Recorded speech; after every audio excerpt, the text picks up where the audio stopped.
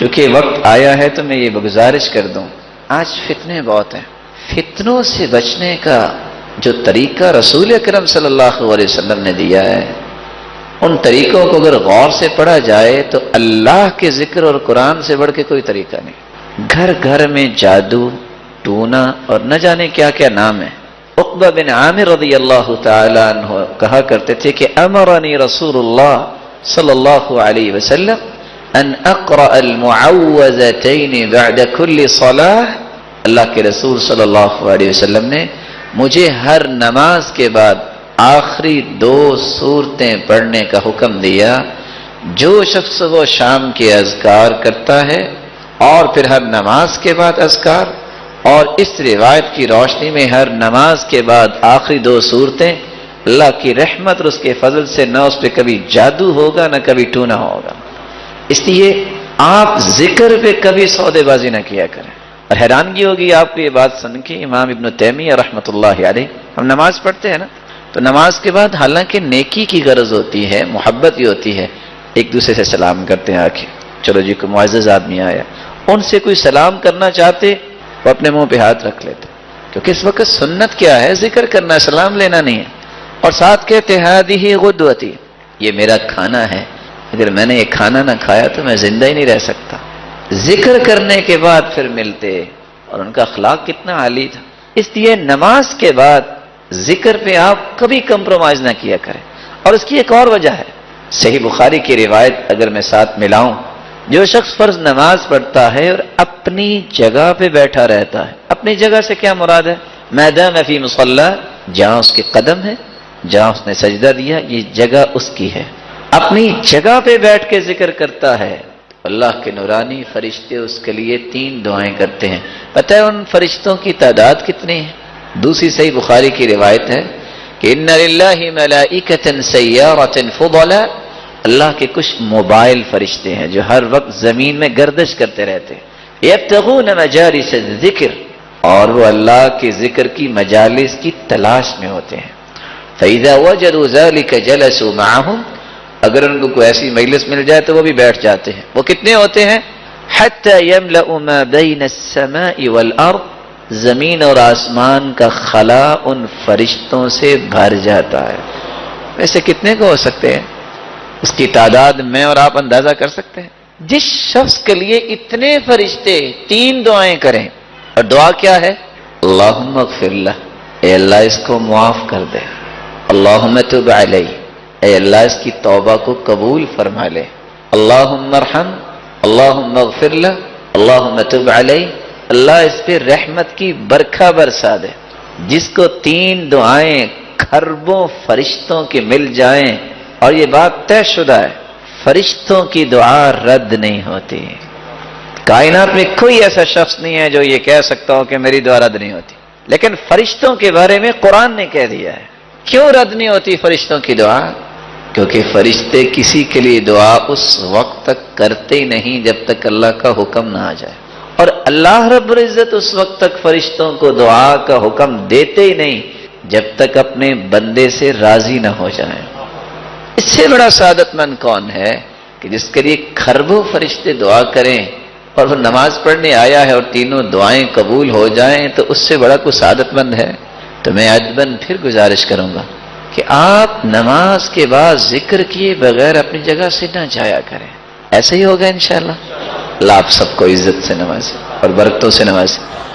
میں آپ سے ایک سوال کرتا ہوں، دنیا میں کوئی ایسا شخص آپ دکھا سکتے ہیں کہ جس کی زبان سے نکلی بات کو اللہ نے کبھی بھی رد نہ کیا ہو؟ شورٹی دے سکتے ہیں؟ ایک نورانی مخلوق اللہ کی فرشتے ایسے ہیں، وہ جو دعا کریں مالک الملک اس کو رد نہیں کرتے، قبول فرماتے ہیں، کیونکہ فرشتے دعا کرتے ہی اس وقت ہیں جب 2 چیزیں سامنے آ جائیں۔ جب مالک الملک کا حکم ہو تو فرشتے دعا کرتے ہیں، اور اس وقت دعا کرتے ہیں جب خالق و مالک جس کے لیے حکم دیا ہے اس بندے سے راضی نہ ہو جائیں، اس وقت تک حکم نہیں دیتے۔ ایک صحابی نماز کے لیے تشریف لائے، اللہ کے رسول صلی اللہ علیہ وسلم نماز پڑھا رہے تھے، وَقَدْ حَفِظَهُ النَّفَسُ، اور اس کا سانس چڑھا ہوا ہے، اور وہ کون سے الفاظ بول رہا ہے؟ اللہم ربنا ولک الحمد حمدا کثیرا طیبا مبارکا فیہ۔ نماز ختم ہوئی، اللہ کے رسول صلی اللہ علیہ وسلم فرماتے من المتکلم، یہ کون شخص تھا جو یہ کلمات بول رہا تھا؟ صحابی کہتے انا یا رسول اللہ صلی اللہ علیہ وسلم، میں تھا۔ قال رأيت بضعة وثلاثين ملكا، میرے صحابہ ایک نہیں 30 سے زائد فرشتوں کو میں نے دیکھا جو آسمان سے نازل ہوئے، یبتدرون ایہم یکتبها اول، ہر فرشتہ اس بات میں جلدی کر رہا تھا کہ ان الفاظ کو میں لکھ کر خالق و مالک کے سامنے پیش کرتا ہوں۔ جن کلمات کے لیے فرشتوں کا نزول ہو ان کلمات کو یاد کرنا مسلمان عیب سمجھے، ذرا اپنے ایمان کو چیک کر لے کہ اس کا ایمان کہاں تک پہنچا ہے اور اس کی کیفیت کیا ہے۔ جس کا اللہ پر اعتماد ہوتا ہے، یقین ہوتا ہے، اللہ اسے گرنے نہیں دیتے۔ اعتماد تھا نا سیدنا ابراہیم کو، یعنی اتنی بڑی آگ، آج بھی وہاں درخت نہیں ہوتے، آج بھی وہاں درخت نہیں ہوتے اس وادی میں جس وادی میں آگ جلائی گئی تھی، اور کوئی پرندہ اڑتا اڑتا گزرتا تو سقط مشویا، بنا ہوا نیچے گر جاتا، اتنی آگ۔ اعتماد کیا تھا؟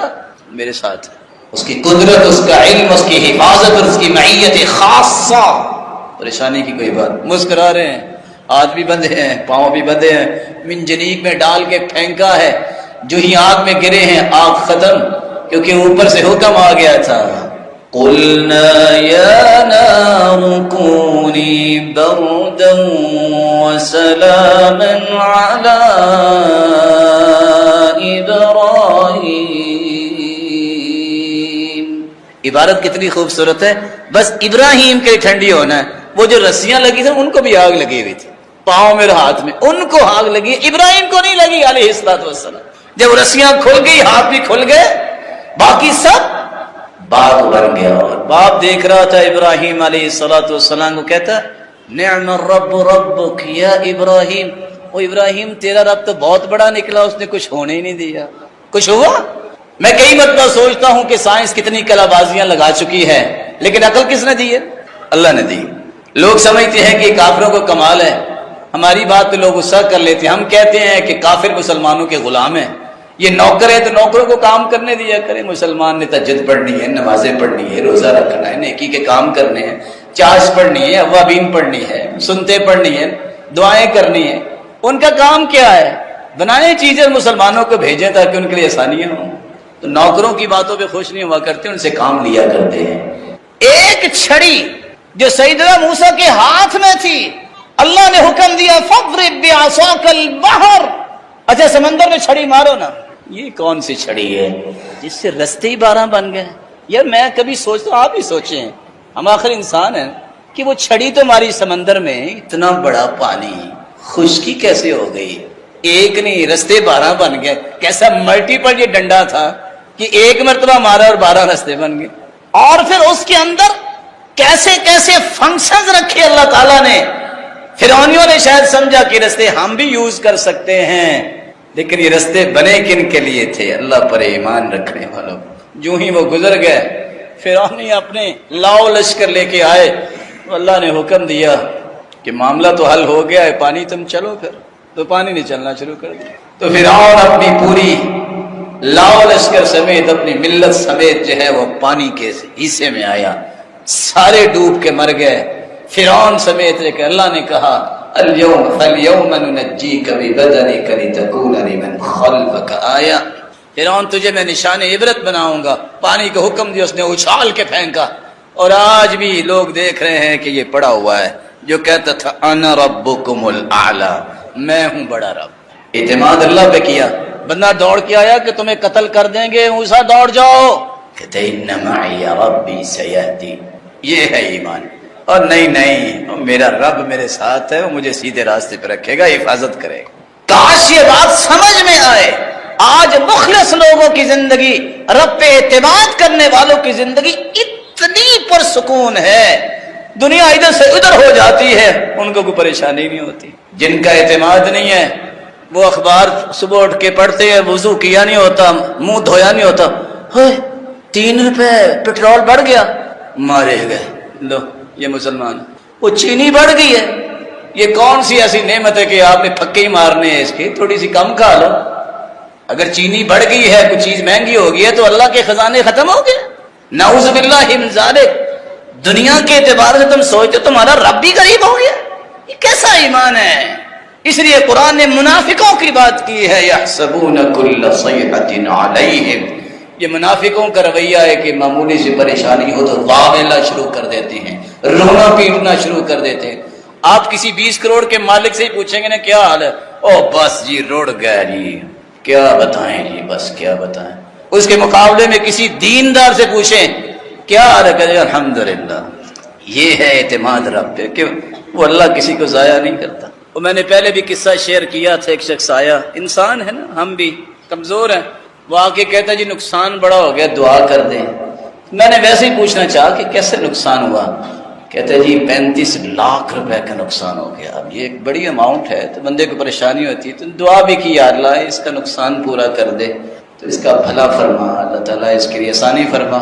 میں نے ویسے ہی ذرائع تفنن پوچھ لیا کہ نقصان کیسے ہوا؟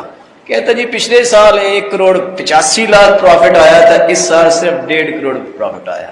لا حول ولا قوت الا باللہ۔ میں سوچ رہا تھا کہ کوئی 35 لاکھ کا خسارہ ہو گیا ہے اس کا۔ جہاں ایمانی حالت یہ ہو، حدیث کہتی ہے جس کے پاس صبح اور شام کا کھانا ہے، اسے کوئی بیماری نہیں ہے اور اس بندے کو خوف نہیں ہے، سمجھ لے فَكَأَنَّمَا عِيزَتْ لَهُ الدُّنْيَا بِعَذَابِرِهَا۔ اللہ نے دنیا کی ساری نعمتیں اس کی جھولی اور دامن میں جمع کر دی۔ ایسے لگتا ہے کہ آپ کے پاس 2-3 دن کا کھانا تو ہوگا نا، کیا بھائی؟ پھر رونے کی کون سی بات ہے؟ میرا رب ضائع نہیں کرے گا، اس کے وعدے ہیں۔ رسول اللہ صلی اللہ علیہ وسلم نے رات کے قیام کے کچھ آداب بیان کیے ہیں۔ ان آداب میں سے پہلا ادب، انسان رات سوتے وقت نیت کر کے سوئے کہ میں نے رات کی تاریکی میں اللہ کے سامنے کھڑا ہونا۔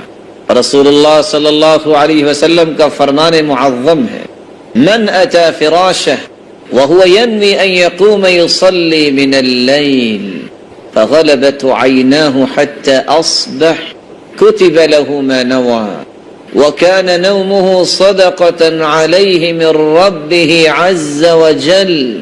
سوتا تو ہر انسان ہے اور نیند بہت بڑی نعمت ہے، اور پوچھئے ان لوگوں سے جن کو نیند نہیں آتی، اللہ رب العزت ہر مسلمان کو سکون اور چین کی نیند نصیب فرمائے۔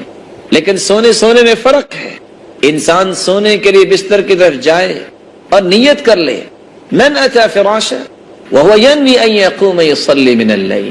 جو بندہ مومن رات کی تاریکی میں سونے کے لیے بستر کی طرف آتا ہے اور نیت کرتا ہے، میرے مالک رات کی تاریکی میں تجھ سے ہم کلام ہونے کی کچھ لذتیں اور ہیں، اللہ یہ حلاوتیں کچھ اور ہیں، میرے نصیبے میں بھی فرما دے، اور سو جاتا ہے۔ فغلبت عیناہ حتی اصبح، نیند کا اتنا غلبہ ہوتا ہے، تھکاوٹ ہے، بیدار نہیں ہو سکا، صبح کا وقت ہو گیا۔ ان اللہ قد اوقع اجرہ علی قدر نیتی، اس کی اس خوبصورت نیت کی وجہ سے اللہ نے اس کے اجر کو لکھ دیا۔ کتب لہ ما نوی، حکم ہوتا ہے فرشتوں، سلایا تو ہم نے ہے، اس نے نیت تو کی تھی، اس کی نیت کے مطابق اس کے نامہ اعمال میں رات کا قیام لکھ دیا جائے۔ وَكَانَ نَوْمُهُ صَدَقَةً عَلَيْهِ مِن رَبِّهِ عَزَّ وَجَلَّ۔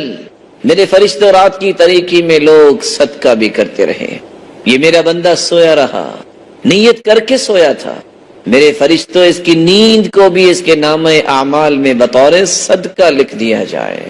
تہجد اور قیام اللیل کے آداب میں سے پہلا ادب یہ ہے کہ انسان سوتے وقت نیت کرے، تاکہ اگر انسان ہے، کمزور ہے، نہیں اٹھ سکا تو اللہ تہجد کے اجر و ثواب سے اس کو محروم نہیں کرتا۔ دوسرا ادب یہ ہے انسان رات کو سوتے وقت وضو کر کے سوئے، اور رسول اللہ صلی اللہ علیہ وسلم نے فرمایا طہروا هذه الاجساد طہرکم اللہ فإنه ليس من عبد يبيت طاهرا إلا بات معه في شعاره ملك لا ينقلب ساعة من الليل إلا قال اللهم اغفر لعبدك فإنه بات طاهرا۔ لوگوں اپنے جسموں کو پاک صاف رکھا کرو، بندہ مومن کا دل جس طرح پاکیزہ ہوتا ہے وہ اپنے جسم کو بھی ہر وقت پاک صاف رکھتا ہے، بلکہ اپنے ماحول کو بھی پاک صاف رکھتا ہے۔ رسول اللہ صلی اللہ علیہ وسلم نے فرمایا طہروا ساحاتکم فإن انتن الساحات ساحات اليہود، اپنے ماحول کو صاف ستھرا رکھا کرو کیونکہ سب سے بدبودار ماحول میں رہنے والے تو یہودی ہوتے ہیں۔ رسول اللہ صلی اللہ علیہ وسلم نے فرمایا اپنے جسموں کو پاک صاف رکھا کرو، اللہ تمہیں پاکیزہ بنائے۔ جو شخص وضو کر کے سوتا ہے اللہ رب العزت کی طرف سے ایک نورانی فرشتہ اس کی نگرانی کے لیے آسمانوں سے نازل ہو جاتا ہے۔ جو رات گزارتا ہے تو اس کے بستر میں رات گزارتا ہے، یہ رات کی تاریکی میں کروٹیں بدل رہا ہے دائیں اور بائیں، اس کو کچھ پتہ نہیں، اللہ کا نورانی فرشتہ اس کی حفاظت کے لیے اس کے بستر میں ہے اور یہ کروٹیں بدلتا رہتا ہے، کوئی گھڑی نہیں ایسی ہوتی فرشتہ دعا میں مشغول رہتا ہے، اللہم اغفر لعبدک فإنہ ذات طاہرہ، اے اللہ یہ تیرا بندہ باوضو ہو کے سویا، اس کے گناہوں کو بھی معاف فرما دیجیے۔ آج حفاظت کے لیے انسان گن مین رکھتا ہے اور ہوتا یہ ہے کہ بسا اوقات حفاظت کرنے والا ہی خود گھر کی صفائی کر دیتا ہے، اور بسا اوقات حفاظت تو کیا ہونی ہے اس کی بھی جان ماری جاتی ہے، اور جتنا بھی اچھا گن مین انسان رکھ لے اس کو اپنے بیڈ روم میں تو نہیں لے کے جاتا۔ اللہ رب العزت انسان کی نگرانی کروانے کے لیے اس کے بستر میں رات گزارنے کا حکم دیتے ہیں فرشتے کو، جو حفاظت بھی کرتا ہے اللہ کے حکم سے اور اس کی بخشش کی ساری رات دعائیں بھی کرتا ہے۔ امام ذہبی رحمت اللہ علیہ نقل کرتے ہیں مشہور زمانہ عبود ایک چور تھا، 7 راتیں ایک چھت پہ اپنی گینگ کو لے کے بیٹھا رہا کہ اس گھر سے کچھ چرانا ہے، لیکن ہر رات یہ دیکھتا کہ کچھ لوگ قرآن لے کے بیٹھے ہیں۔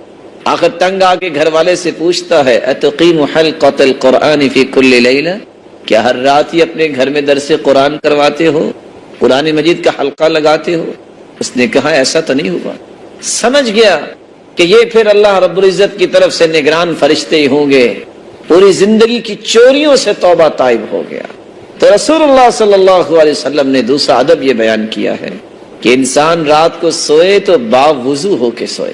تیسرا ادب یہ ہے انسان رات سوتے وقت ذکر کر کے سوئے، جو رسول اللہ صلی اللہ علیہ وسلم نے صحابہ کو سمجھائے۔ اللہم بسمک اموت و احیا، اللہم قنی عذابک یوم تبعث عبادک۔ انسان اللہ کا ذکر بھی کرے، انسان رسول اللہ صلی اللہ علیہ وسلم کی سنت کے مطابق سورۃ الملک کی تلاوت کرے، اور سورۃ الملک کے بارے میں رسول اللہ صلی اللہ علیہ وسلم نے فرمایا سورۃ تبارک ہی المانعۃ من عذاب القبر، جو رات سوتے وقت سورۃ الملک پڑھ لیتا ہے اللہ رب العزت اسے قبر کے عذاب سے محفوظ فرما دے گا۔ ان سورۃ من القرآن ما هي الا 30 آیہ شفعت لرجل، قرآن مجید کی ایک ایسی سورت ہے جس کی 30 آیات ہیں، قیامت کے دن اس شخص کے لیے سفارش کرے گی جو اس کو پڑھتا ہے۔ وفی روایت اخری، اور دوسری روایت کے لفظ ہے خاصمت عن صاحبها، یہ اپنے پڑھنے والے کے بارے میں جھگڑا کرے، اور تیسری روایت کے لفظ ہے حتی غفر له، یہاں تک کہ اس کے گناہوں کو معاف کر دیا جائے۔ وفی روایت رابعہ، اور چوتھی روایت کے الفاظ ہیں اس وقت تک یہ سفارش کرتی رہے گی حتی ادخلتہ الجنہ، جب تک پڑھنے والے کو جنت میں داخل نہیں کروا دے۔ اللہ رب العزت سے دعا ہے اللہ رب العزت ہمیں ان آداب کو ملحوظ خاطر رکھنے کی توفیق عطا فرمائے، اللہ رب العزت ہمیں تہجد پڑھنے کی توفیق عطا فرمائے اور اپنا تقرب نصیب فرمائے۔ وآخر دعوانا ان الحمد للہ رب العالمین۔ مشرکین آ کے سوال کرتے ہیں اپنے رب کا نسب نامہ تو بیان کیجئے، تو اللہ رب العزت نے سورۃ الاخلاص کو نازل کر دیا۔ قل هو اللہ احد، کہہ دیجئے وہ اللہ ایک ہے، اللہ الصمد، اللہ بے نیاز ہے، لم یلد ولم یولد، نہ اس نے جنا اور نہ وہ جنا گیا، یعنی نہ اس کی اولاد ہے اور نہ ہی وہ کسی کی اولاد ہے، وَلَمْ يَكُنْ لَهُ كُفُوًا أَحَدٌ، اور نہیں ہے اس کے لیے برابر کا کوئی ایک بھی، وَلَمْ يَكُنْ لَهُ كُفُوًا أَحَدٌ، کوئی بھی اس کا ہمسر نہیں ہے۔ رسول اللہ صلی اللہ علیہ وسلم نے اس سورت کی عظمت کو بیان کرتے ہوئے فرمایا میرے صحابہ، یہ سورت ثلث القرآن ہے، قرآن کا تہائی حصہ ہے۔ والذی نفسی بیدی، اس ذات کی قسم جس کے ہاتھ میں میری جان ہے، انہا لتعدل ثلث القرآن، یہ سورت اخلاص قرآن مجید کا تہائی حصہ ہے۔ اور دوسری روایت کے الفاظ ہیں، رسول اللہ صلی اللہ علیہ وسلم نے فرمایا، تم میں سے ہر شخص یہ کام تو کر سکتا ہے اگر وہ کرنا چاہے۔ وہ کام کیا ہے؟ تم میں سے کوئی اس بات سے عاجز ہے کہ وہ ایک رات میں تہائی قرآن پڑھ لے؟ ایعجز احدکم ان یقرأ ثلث القرآن فی لیلہ فإنه من قرأ قل هو الله احد اللہ الصمد فی لیلۃ فقد قرأ لیلته ثلث القرآن، جو رات کے وقت سورۃ الاخلاص کی تلاوت کر لیتا ہے گویا کہ اس نے قرآن کا تہائی حصہ پڑھ لیا۔ قرآن کے تہائی حصے کا معنی بیان کرتے ہوئے علماء نے یہ بھی لکھا ہے کہ قرآن مجید کے اندر 3 اساسی مقاصد بیان کیے گئے ہیں۔ اللہ کی توحید کو بیان کیا گیا، اللہ کے اوامر اور نواہی کو بیان کیا گیا، اللہ تعالیٰ کے پیارے پیغمبروں اور پھر ان کی قوموں کے اخبار و قصص کو بیان کیا گیا۔ تو سورۃ الاخلاص علم التوحید، توحید کا ایک مرکز ہے، توحید کی حقیقت کو کھولنے والی یہ سورت ہے۔ اس لیے رسول اللہ صلی اللہ علیہ وسلم نے فرمایا، جس شخص کی محبت سورۃ اخلاص سے ہوگی یہ محبت اسے جنت تک لے جائے گی۔ جامع ترمذی کی روایت ہے کہ ایک آدمی اللہ کے رسول صلی اللہ علیہ وسلم کے پاس آیا اور کہنے لگا، انی احب هذه السورہ، اللہ کے رسول صلی اللہ علیہ وسلم مجھے اس سورت سے بہت محبت ہے۔ کون سی سورت؟ قل هو اللہ احد، فقال ان حبک ایاها یدخلک الجنہ، یاد رکھنا اس سورت کے ساتھ تیری محبت تمہیں جنت میں لے جائے گی۔ یہاں تک رسول اللہ صلی اللہ علیہ وسلم نے فرمایا، من قرأ قل هو اللہ احد 10 مرات بنى اللہ له بیتا فی الجنہ، جو شخص 10 مرتبہ سورۃ الاخلاص پڑھ لیتا ہے اللہ تعالیٰ اس کا جنت میں گھر بنا دیتے ہیں۔ یہی وجہ ہے رسول اللہ صلی اللہ علیہ وسلم نے فرمایا کہ سورۃ الاخلاص قرآن مجید کی بہترین سورت ہے۔ نعم السورتان ہما یقرآن فی الرکعتین قبل الفجر، قرآن مجید کی سب سے خوبصورت صورتیں جو فجر کی نماز سے پہلے 2 رکعتوں کے اندر پڑھی جاتی ہیں، قل یا ایھا الکافرون اور قل هو اللہ احد۔ بلکہ اس سورت کے الفاظ اللہ کے ہاں اتنا مقام رکھتے ہیں، ان الفاظ کے ساتھ اگر دعا کی جائے تو یہ اس میں اعظم بن جاتا ہے، جو بھی دعا کی جائے اللہ اس دعا کو رد نہیں کرتے۔ رسول اللہ صلی اللہ علیہ وسلم کے صحابی بیان کرتے ہیں، میں رسول اللہ صلی اللہ علیہ وسلم کے ساتھ مسجد میں داخل ہوا، ایک شخص نماز پڑھ رہا تھا اور دعا کر رہا تھا، اللہم انی اسألک بأنی اشہد ان لا الہ الا انت الاحد الصمد الذي لم يلد ولم يولد ولم يكن له كفوا احد۔ ان الفاظ کے ساتھ اس نے دعا کی تو اللہ کے رسول صلی اللہ علیہ وسلم فرمانے لگے، والذی نفسی بیدی لقد سأله باسمه الاعظم الذي اذا سئل به اعطى واذا دعي به اجاب، اس ذات کی قسم جس کے ہاتھ میں میری جان ہے، اس شخص نے اس میں اعظم کے ساتھ دعا کی، اور جو ان کلمات کے ساتھ دعا کرتا ہے، جو بھی سوال کرتا ہے اللہ رب العزت اسے عطا کر دیتے ہیں، جو بھی دعا کرتا ہے اللہ رب العزت اس کی دعا کو قبول فرماتے ہیں۔ بلکہ رسول اللہ صلی اللہ علیہ وسلم نے فرمایا، جو سورۃ الاخلاص کی تلاوت کرتا ہے اللہ رب العزت اس کے گناہوں کو بھی معاف فرما دیتے ہیں۔ 1 مرتبہ نہیں، آپ نے 3 مرتبہ فرمایا قل یا ایھا الکافرون فقال قد برئ من الشرک۔ ایک آدمی کو قل یا ایھا الکافرون پڑھتے سنا، آپ نے فرمایا یہ شرک سے بری ہو گیا۔ دوسرے شخص کو سنا وہ قل هو اللہ احد پڑھ رہا تھا، فقال غفر له، اللہ رب العزت نے اس کے گناہوں کو معاف کر دیا ہے۔ رسول اللہ صلی اللہ علیہ وسلم کے صحابی سیدنا کعب رضی اللہ تعالی عنہ نے کتنی خوبصورت بات کی، فرمایا کرتے تھے السماوات السبع والارضون السبع، ساتوں آسمان اور ساتوں زمینوں کی بنیاد اسست علی هذه السورہ، اس کی بنیاد اس سورت اخلاص پر رکھی گئی ہے۔ رسول اللہ صلی اللہ علیہ وسلم نے اسی لیے صحابہ کرام کو اس بات کی نوید سنائی کہ جب ایک شخص سفر میں نکلا، جب بھی وہ نماز پڑھاتا تو سورۃ الاخلاص کی تلاوت بھی کیا کرتا۔ صحابہ کرام نے یہ بات رسول اللہ صلی اللہ علیہ وسلم تک پہنچائی۔ آپ نے سوال کیا، میرے صحابی آپ یہ کیوں کرتے ہیں؟ تو صحابی نے جواب دیا، اللہ کے رسول صلی اللہ علیہ وسلم اس سورت کے ساتھ مجھے محبت بہت ہے، فرمایا تیری یہ محبت قیامت کے دن تجھے جنت لے جائے گی۔ رسول اللہ صلی اللہ علیہ وسلم نے سورۃ الاخلاص کے ساتھ ساتھ بقیہ دو صورتیں سورۃ الفلق اور سورۃ الناس، ان تینوں صورتوں کی تلاوت کے بارے میں بھی مسلمانوں کو نوید سنائی کہ انجیل اور زبور اور تورات کے اندر ایسی کوئی صورتیں نہیں جس طرح کی یہ تین صورتیں ہیں، بلکہ رسول اللہ صلی اللہ علیہ وسلم نے فرمایا مسلمانوں قل هو اللہ احد والمعوذتین، قل هو اللہ احد اور آخری دو صورتیں حین تمسی وتصبح 3 مرات تکفیک من کل شیء، اگر کوئی شخص 3 مرتبہ پڑھ لیتا ہے صبح کے وقت اور 3 مرتبہ پڑھ لیتا ہے شام کے وقت تو ہر چیز سے یہ تینوں صورتیں کفایت کر جائیں گی۔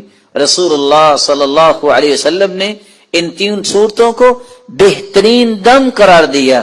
رسول اللہ صلی اللہ علیہ وسلم کی زوجہ مطہرہ صدیقہ بنت الصدیق حبیبۃ رسول اللہ صلی اللہ علیہ وسلم عائشہ رضی اللہ تعالی عنہ فرماتی ہیں ان النبی صلی اللہ علیہ وسلم كان اذا آوى الى فراشه، رسول اللہ صلی اللہ علیہ وسلم جب آرام کرنے کے لیے اپنے بستر کی طرف جاتے کل لیلہ، ہر رات جمع کفی، اپنے دونوں ہاتھوں کو جوڑتے، ثم نفس فیہما، پھر ان دونوں ہاتھوں میں پھونک مارتے، فقرأ فیہما، اور قرآن مجید کی یہ تلاوت کرتے قل هو اللہ احد وقل اعوذ برب الفلق وقل اعوذ برب الناس، ان تینوں صورتوں کی تلاوت کرتے، ثم يمسح بهما ما استطاع من جسدی، يبدأ بهما على رأسه ووجهه وما اقبل من جسدی، يفعل ذلك 3 مرات۔ ان تینوں صورتوں کو پڑھنے کے بعد اپنے ہاتھ میں پھونک کے اپنے سر پہ اور رسول اللہ صلی اللہ علیہ وسلم اپنے چہرہ انور پہ اور اپنے جسم کے سامنے ہی حصے سے اور جہاں تک آپ کا ہاتھ جاتا اپنے آپ کو دم کیا کرتے۔ اس صورت نے ہمیں بہت سارے پیغامات دیے ہیں۔ سب سے پہلا پیغام یہ ہے بندہ مومن وہی اللہ کے ہاں مقرب ہو سکتا ہے، وہی اللہ کا محبوب بن سکتا ہے جو توحید کو خالص کرتا ہے۔ اور سب سے بڑا پیغام اس صورت کا یہ ہے کہ اللہ کی وحدانیت کو قبول کیا جائے، کسی کو اس کے ساتھ شریک نہ کیا جائے، کسی کو ساجی نہ سمجھا جائے۔ دوسرا اس صورت کا پیغام یہ ہے کہ اگر اللہ کے رسول صلی اللہ علیہ وسلم نے فرما دیا تو میری اور آپ کی زندگی کے معمولات میں یہ آ جانا چاہیے کہ میں صبح اور شام اس صورت کی تلاوت کیا کروں۔ اور کبھی مجھے تیسرے پیغام کی طرف بھی ہر وقت توجہ دینی چاہیے کہ اللہ کے رسول کا فرمان جب آ گیا کہ 10 مرتبہ پڑھنے سے جنت میں گھر بن جاتا ہے۔ آج ساری زندگی نوکری کرنے والا گھر کی خواہش لے کے بیٹھا ہوتا ہے، بسا اوقات گھر نہیں بنتا، اس کی قبر بن جاتی ہے۔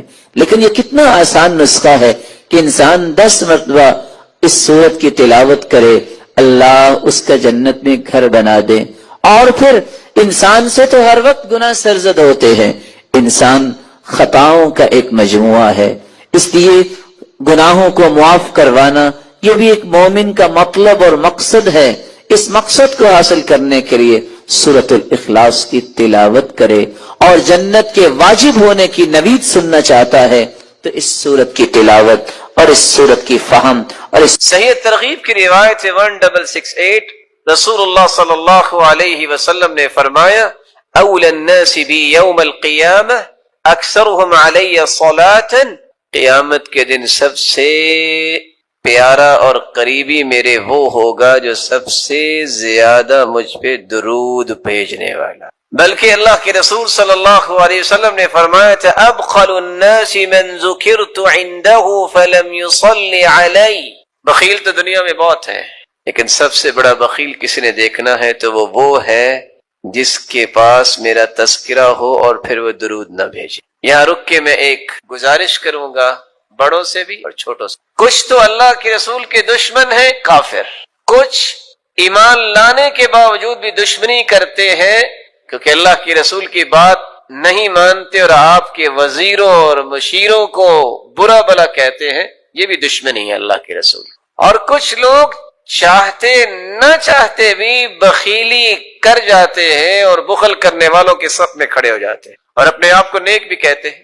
آپ پوچھیں گے وہ کیسے؟ اپنا نام آئے گا تو 4 سابقے 4 لاحقے، ایم اے پاس ہے، بی اے پاس ہے اور یہ ماسٹر کیا ہے، یہ ایم فل کیا ہے، پی ایچ ڈی کی ہے.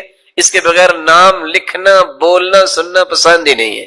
سرتاج رسول صلی اللہ علیہ وسلم کا نام آئے گا تو کیا ڈال دیں گے؟ صاد. بخیل ہے. تیری زبان کی سب سے بڑی سعادت یہ ہے، تیرے قلم کی سب سے بڑی سعادت یہ ہے اس زبان کی نوک پہ بھی آئے محمد الرسول اللہ صلی اللہ علیہ وسلم. اس سے بڑی سعادت کیا ہے قلم کی؟ وہ ساری دنیا کی باتیں لکھ لے، اللہ کے ذکر کے بعد محمد مصطفیٰ کا نام آئے تو صلی اللہ علیہ وسلم نہ کہے. سعادت کیسے؟ خوش بختی ہے. تو میں بات اگلی کرنے سے پہلے ایک وعدہ لینا چاہوں گا، اور اگر اس وعدے پہ ہم سب پختہ ہو جائیں تو آج کی مجلس اس کا فائدہ ثابت ہو جائے گا. کون ہے جو آج کے بعد جب بھی لکھے گا وہ صاد یا صل عام نہیں لکھے گا بلکہ پورا لکھا کرے گا صلی اللہ علیہ وسلم؟ کون کون وعدہ کرتا؟ آپ اہل علم ہیں، آپ کو ان باتوں کا خیال کرنا چاہیے. کچھ لوگ سارا کچھ لکھیں گے، بسم اللہ الرحمن الرحیم نہیں لکھیں گے، 786 لکھ دیں گے. ان مسکینوں سے پوچھو 786 بنتا کیسے ہے؟ ابجد حوض حتی کو بھی نکالیں تو 786 بنا کے دکھائیں. عادات کا علم جو ہے اس میں بھی دیکھیے. پھر اللہ عز و جلال کے نام میں بخل. دنیا میں کسی سے محبت ہو تو اس کے تذکرے نہیں زبان پہ ختم ہوتے، تو رب تعالی جو خالق و مالک ہے اس کا نام مبارک لیتے وقت جو کہے کہ 786، یہ وہ رویے ہیں جو بتاتے ہیں کہ اللہ عز و جلال کی عظمت سے متعارف شخص نہیں ہے. آپ صلی اللہ علیہ وسلم نے فرمایا، صحیح ترغیب کی روایت ہے 1675، کل دعاء محجوب حتی یصلی علی محمد.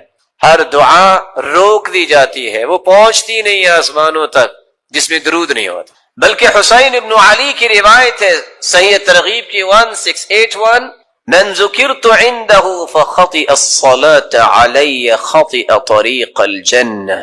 جس شخص کے پاس اللہ کے رسول صلی اللہ علیہ وسلم کا تذکرہ کیا جائے وہ درود پڑھنا بھول جائے، وہ درود پڑھنا بھولا نہیں، جنت کا راستہ بھول. یہ ہمارا موقف ہے. اس پہ کوئی اشکال ہے تو کوئی بتائے. ہمارا تو موقف ہے دعا ہی قبول نہیں ہوتی، دعا چڑھتی نہیں ہے، وہ جنت کا راستہ ہی بھول جاتا ہے. کون کہتا ہے کہ قرآن و سنت کی بات کرنے والے درود کے منکر ہے؟ یہ صرف حاسد اور ناقد جو ہے جس کے پاس کوئی دلیل نہیں بنتی تو پھر وہ تانے دیتا ہے. تان و تشنیع کرنے والے کبھی بھی فلاح نہیں پاتے. اللہ کے رسول صلی اللہ علیہ وسلم پر درود بھیجنا یہ ہر مسلمان کی سب سے بڑی سعادت ہے. اللہ ذو جلال کے ذکر. آپ صلی اللہ علیہ وآلہ وسلم کی محبت کا یہ تقاضا کہ آپ پر درود پڑھا جائے. اس کے بارے میں ایک ضروری بات سمجھنے والی ہے. کتنے لوگ ترجمہ کرتے ہیں ان اللہ وملائکتہ یصلون علی النبی، ان اللہ وملائکتہ، بے شک اللہ ذو جلال اور اس کے فرشتے یصلون علی النبی، وہ نبی پر درود بھیجتے ہیں. یہ ترجمہ ٹھیک نہیں ہے. یا ایھا الذین آمنوا صلوا علیہ وسلموا تسلیما، اے مومنو تم بھی درود پڑھو.